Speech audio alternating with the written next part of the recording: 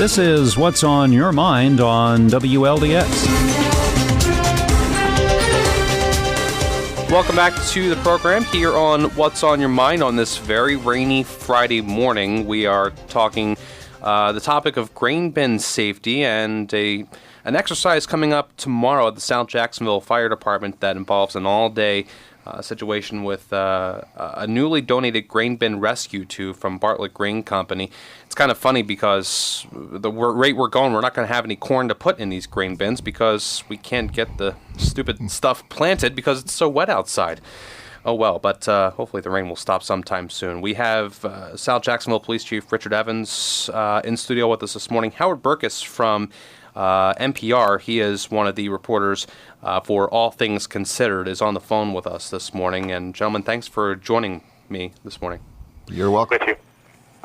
Let's first talk about, before we get into what's actually happening tomorrow, let's just kind of give you some background on the reason we invited Mr. Burkus on with us this morning. He's written a series of articles on grain bin safety. He had a very in-depth article about an incident up in Mount Carroll, Illinois, a couple of years ago that unfortunately took the lives of a couple of young men who were working in a grain bin.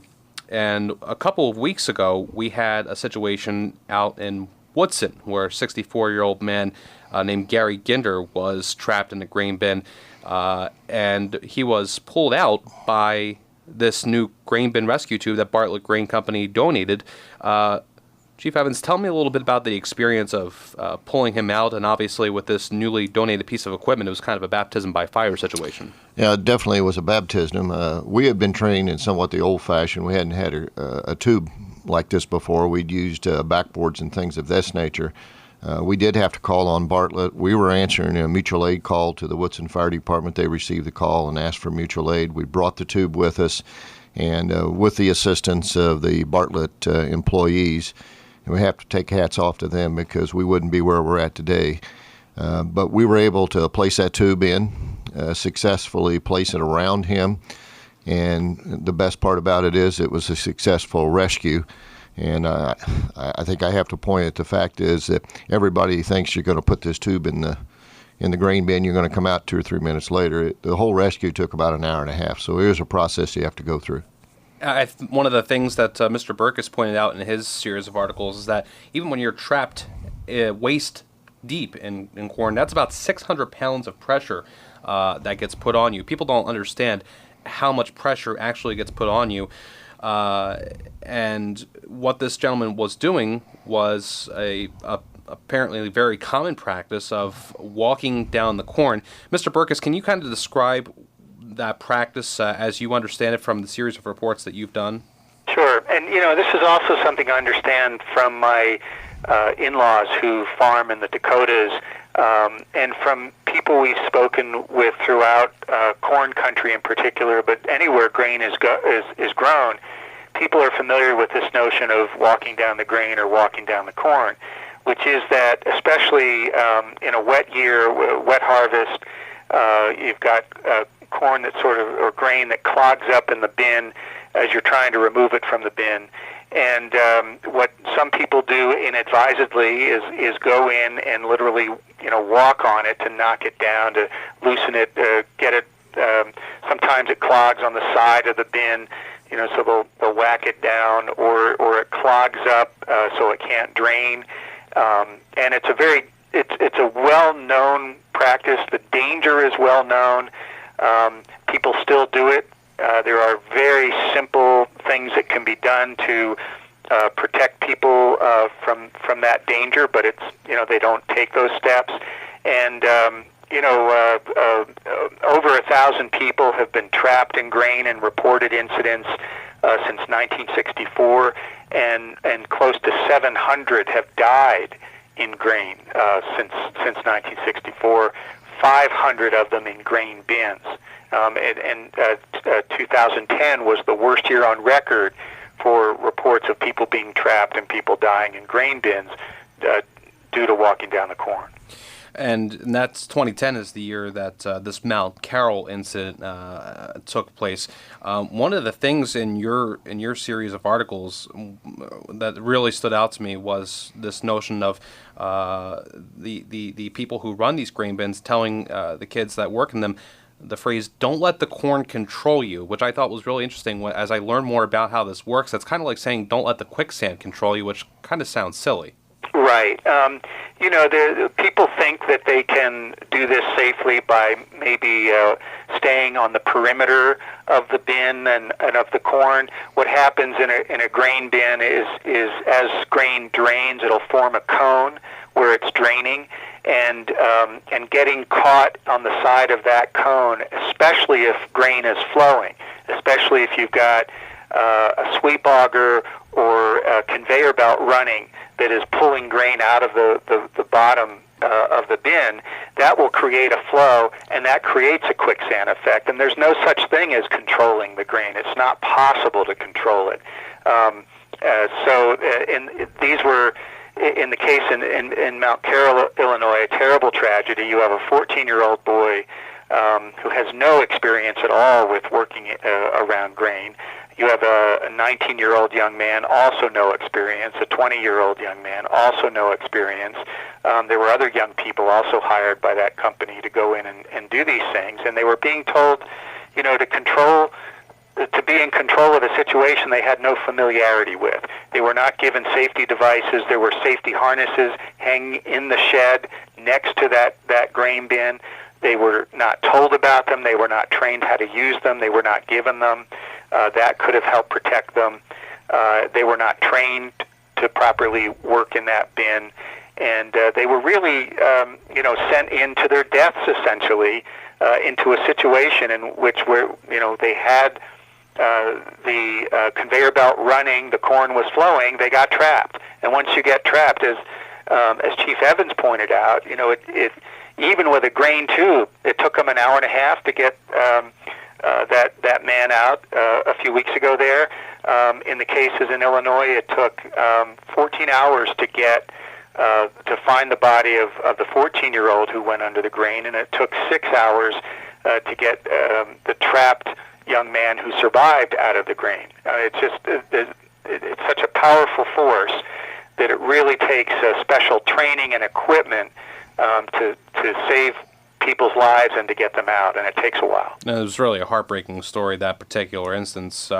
Again, we're joined by Howard Burkus from NPR on the phone with us this morning, and South Jacksonville Police Chief and Assistant Fire Chief Richard Evans in studio. We're talking about these tragic events that involve young people. The incident from a couple of weeks ago, this was a 64-year-old man, and was he the owner of the grain bin, or? Yes, I believe he was. Okay. Talking about the specialized equipment that Mr. Burkus was just referencing, this grain bin rescue tube, can you kind of describe the tube and how tomorrow's exercise is going to work? Well, it's a round tube, but people think you're going to carry a big round tube around with you. It's not. It's in pieces. You put it together in and around the person that's trapped. It's not a fast process, as Howard said. It takes time to do these things, but the other thing you have to be concerned with is the safety. Tomorrow will be a case where we'll use this tube. We actually have a grain bin that's coming that's on a trailer from the University of Illinois Fire Institute, and we're going to attempt to simulate the exact thing that would be occurring. There will be corn in the bin. We will place the rescue tool around in this case we'll be using a dummy, and showing different firemen and rescue people on the process. And I will tell you, they'll tell you there's a book to follow, there's a text to follow to putting these tubes in there. But with Mr. Ginder, we had a unique situation. When he was trapped in the corn, he had one of his legs out to the side. Well, this is a perfectly round tube after you put it together. If the leg's out to the side, this is why things take time. Mm-hmm. And as Howard said, we found out from Mr. Ginder there was a lot of pressure on him because he'd told us about the feelings that he was losing in his lower extremities, and that concerned the rescuers to work a little faster. But we also have to be concerned with their safety. And as Howard said there, we've learned and we're not past anybody else from learning, but part of this rescue tube is you got to have some safety equipment to go with it. Every person has to have a safety harness. Every person has to have a life safety rope with them. And we're in the process of raising the money for the rest of that equipment now. And, it's funny, you talk about, what he was experiencing as he was being pulled out. I know that some of the, what these articles that Mr. Burkus has written indicate is that people have had broken legs, have had arms pulled out of their sockets, again, referencing the just enormous pressure that these grain bins can put on, that the corn that they're in can put on when they're inside the grain bins. The exercise tomorrow, all fire departments are invited and are, I guess, participating from the area? Right. A lot of the departments that are close to us is Cass, Morgan, and Scott County. We also have reached out to a couple other counties close to us. This will probably be the biggest training exercise that's probably been put on in a while. We're expecting close to or approaching almost 100 people. Now we have some farmers also that are interested, grain terminals or elevators. They've been exceptionally cooperative for this training. So we're looking for a good group of people, but also the fire service will have an opportunity to see this new tool in work. This is so critical because rescuers have become victims during rescues, during grain bin rescues. There are instances in which rescuers who were not trained didn't quite know what to do, that themselves became victims. And so it's really encouraging. And your area is not alone in Illinois. There's been a lot of training that's gone on, a lot of grain tubes deployed across the state. There are even special technical rescue teams. But I think, as Chief Evans would probably tell you, when somebody's trapped, you've got to act as quickly as possible. It may take a while to get a technical rescue team there. They could be an hour, 2 hours away. You want your own people to go in, and you want them to go in safely. And when they've got the right training and the right equipment, they save lives. We're going to continue our conversation about this, again, grain bin rescue tube exercise that's happening tomorrow at the South Jacksonville Fire Department, and about the overall topic of grain bin safety, something I think pretty relevant to a large portion of our listening audience. I mean, anybody who works on a farm can encounter this situation at any point. So on the other side of the break, we will continue that conversation here on What's on Your Mind. The First National Bank of Barry and CASCOM, keeping you connected, proudly salute the class of 2013 Virginia High School. 27 seniors will cross the stage Friday night at 7 to receive the diplomas they've worked so hard to achieve. Congratulations to all the graduating students from CASCOM in Virginia and the First National Bank of Barry, member FDIC, Illinois Route 125, Virginia. Best of luck in all your endeavors in the future. For local computer support, call Hansen Information Systems. For website hosting, call Hansen. For network consulting, it's Hansen. For business class internet, you got it. Call Hansen Information Systems at 726-2400. Computer hardware, off-site backup, disaster recovery, you know the name. For over 12 years, Hansen Information Systems has been providing IT solutions for businesses throughout Illinois. Call them at 726-2400. This is What's on Your Mind on WLDS.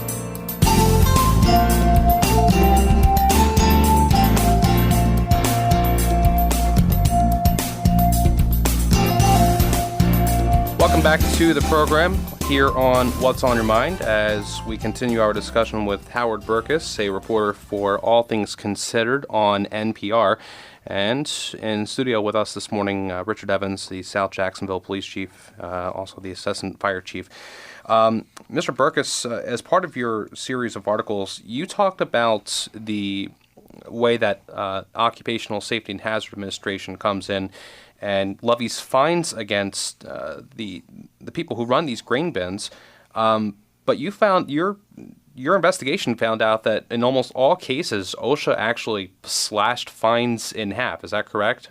Yeah. What we did was we decided to take a look at the public records that are available that are quite difficult to discern and analyze. It took us weeks to gather this information and then analyze it. But what we found was that OSHA will hit companies that have violated the law, violated safety regulations when there are these fatalities in grain bins, and but cuts the fines 60% of the time, and the average fine reduction is about 50%. And we also found that in the 5 worst cases on record, including the case in Mount Carroll and including other cases in which young people were sent into grain bins ill-equipped, unprepared, untrained, in dangerous situations in which all of the safety rules basically were broken, that OSHA cut the fines in those cases from 50 to 92%. And what it does is it raises a question about whether or not the enforcement mechanism is effective and whether or not it really provides the disincentive that it's supposed to for doing things poorly, for putting people in danger, when the companies can expect that their fines will be reduced.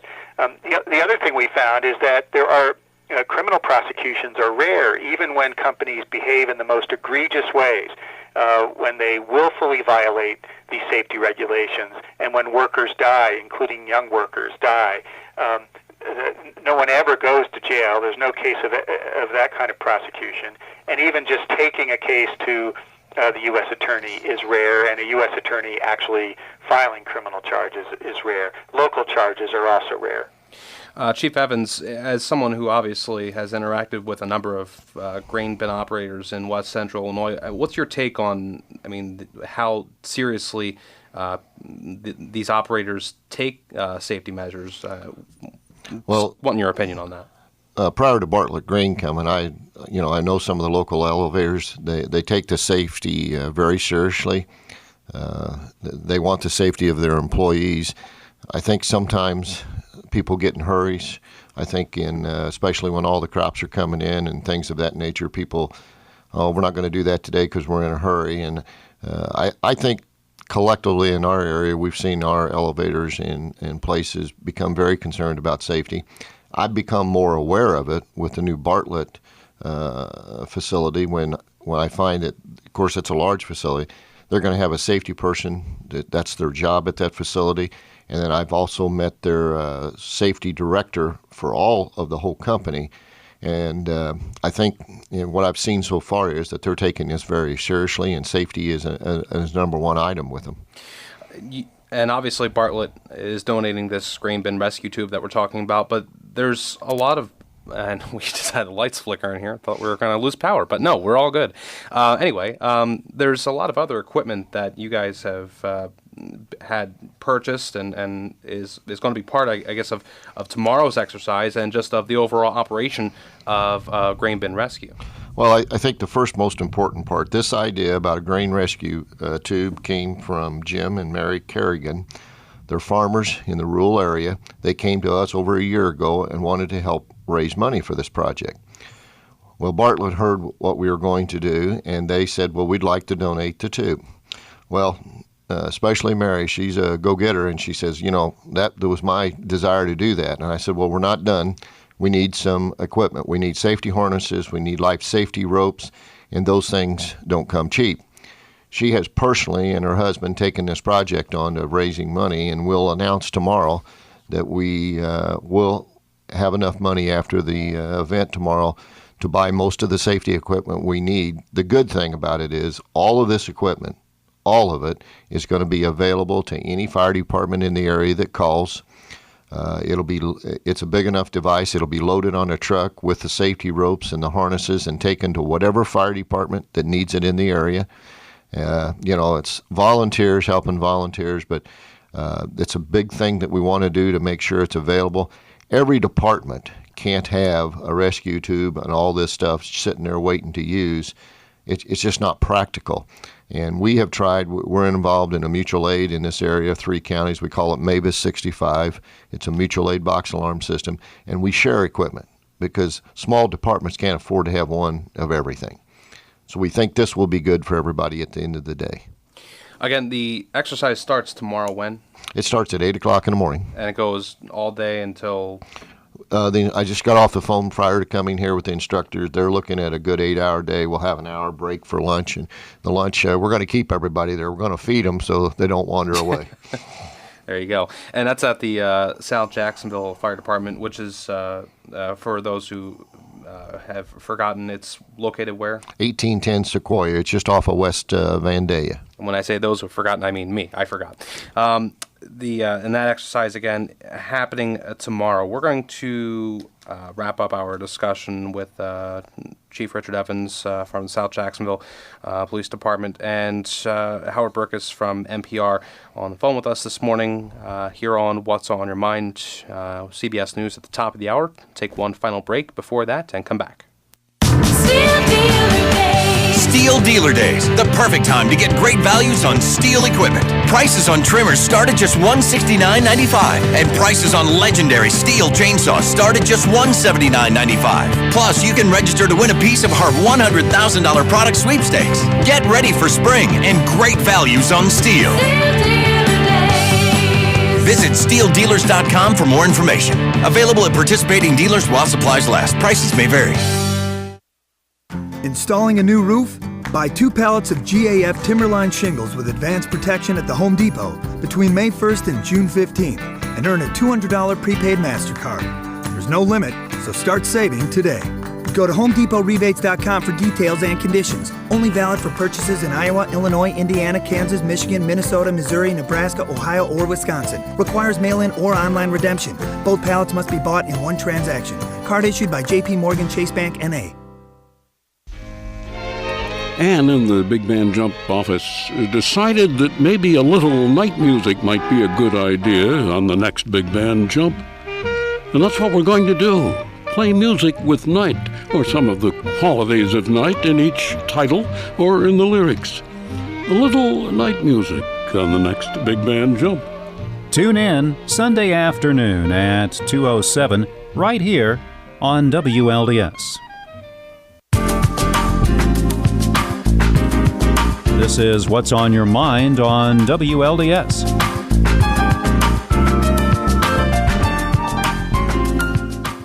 Welcome back to the program here on What's on Your Mind this morning as we continue our discussion about grain bin safety. Of course, a few weeks ago, local fire departments had to respond to a man trapped in a grain bin. He was thankfully pulled out and sustained relatively minor injuries.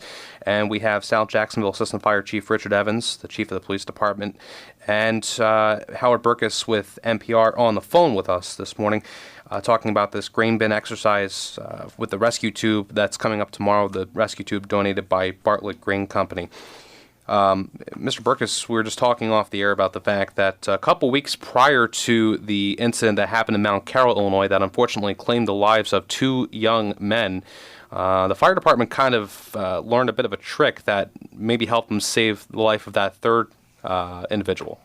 Yeah, the ambulance department and some of the firefighters attended a training session in a neighboring town a couple weeks before on grain bin rescue, and one of the things that one of the ambulance crew picked up on was the idea that if somebody is buried, in this case there was a victim in Mount Carroll, the survivor, who was basically buried up to his neck, and corn was continuing to fall around his face and head as the first rescuer arrived.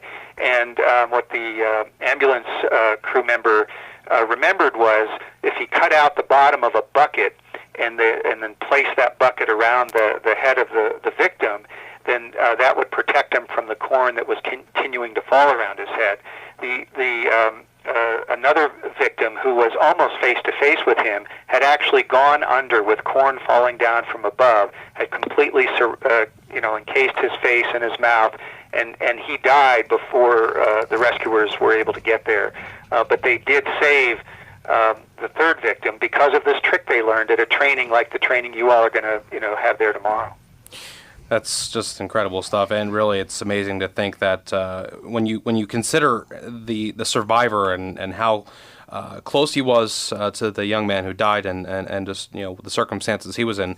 It really is amazing that he was able to survive that tragedy as well. One of the things, and as our listeners are listening this morning, they're hearing the rumble of thunder, and we're sick and tired of rain here in west central Illinois, Howard, but no doubt it's going to contribute when finally all the corn does get planted and harvested later on this year.